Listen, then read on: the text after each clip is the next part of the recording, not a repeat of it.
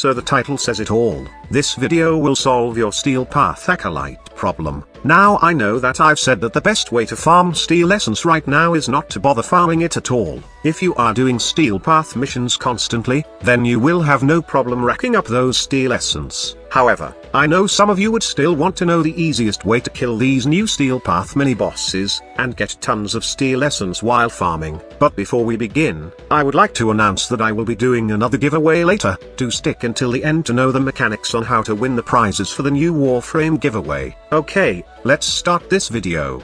If you are leveling in the Steel Path, or just plain farming other resources, then you will probably stick with the universal meta right now, which is viral and slash for your weapons. With this modding, you can just simply whack the Acolyte if it spawns until it dies. However, it may take a couple of minutes to kill these mini-bosses, as remember that they also have resistances. They have flesh, which can be vulnerable to viral and slash, but remember that they also have shields and armor on top of that. Now, while I was experimenting on the best setup possible for solo leveling on Steel Path Selkie Sedna, I managed to kill an Acolyte using a weapon with a corrosive element. And just by looking, you can determine that corrosive does melt Steel Path Acolyte mini-bosses faster. The melee weapon that I was using was the Crown Prime with this build. Before I get to see the nerf callers in my comment section, I would just like to remind you that Crown Prime is just my personal favorite melee weapon for leveling my frames. It doesn't mean that if I used it often, it's the meta and you will blindly follow what I'm doing. Other hybrid melee weapons can actually deal tons of damage like the Crown Prime. Some good examples are the Nikana Prime and Fenka Prime,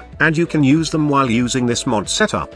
Honestly, I was surprised at first on how fast a corrosive setup can kill Steel Path Acolytes. I don't know yet if it's legit, and if corrosive does affect the Acolytes, so instead of focusing on a corrosive setup, I also devised something that is 100% legit, and also a good way of killing Acolyte fast, without sacrificing the build for killing factions.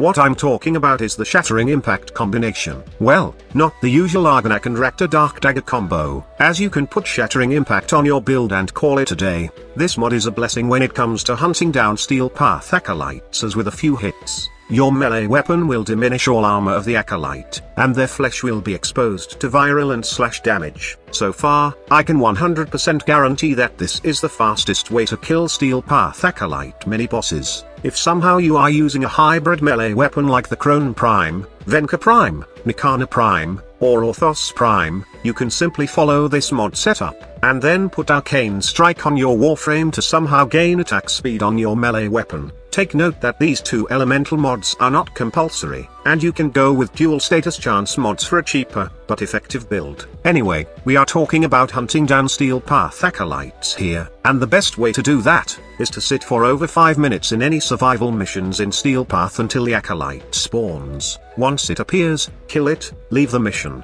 and repeat the process. While this is not necessary, but you can bring frames that can further buff weapon damage to make the process of killing enemies and the Acolyte mini-bosses faster. Frames like Chroma, Mirage, Rhino, or any damage buffing frames will make short work of the Acolyte mini-bosses. In addition, if you are farming Steel Essence, then you would want to have a resource booster and Smita Kavat to earn more Steel Essence per Acolyte kill. The normal drop per kill for Steel Essence is just 2, but it will give you 4 Steel Essence if you have a resource booster. It will then give you 8 Steel Essence per kill if you have a resource booster, and the charm buff from your Smita Kavat proc the resource bonus. Now, this is the best setup I can share for killing Acolytes fast and farming those Steel Essence. If you have something better, then feel free to share it in the comment section below. Also, be sure to check back later, as I'll be sharing the perfect setup for casual and advanced solo Eidolon hunting, and as well as that Helminth tier list video. Before we start rolling the end credits, I would like to remind you that Warframe is now officially on PlayStation 5. To celebrate the launch, Digital Extremes handed me something to give away. If you check out the link on the pinned comment below,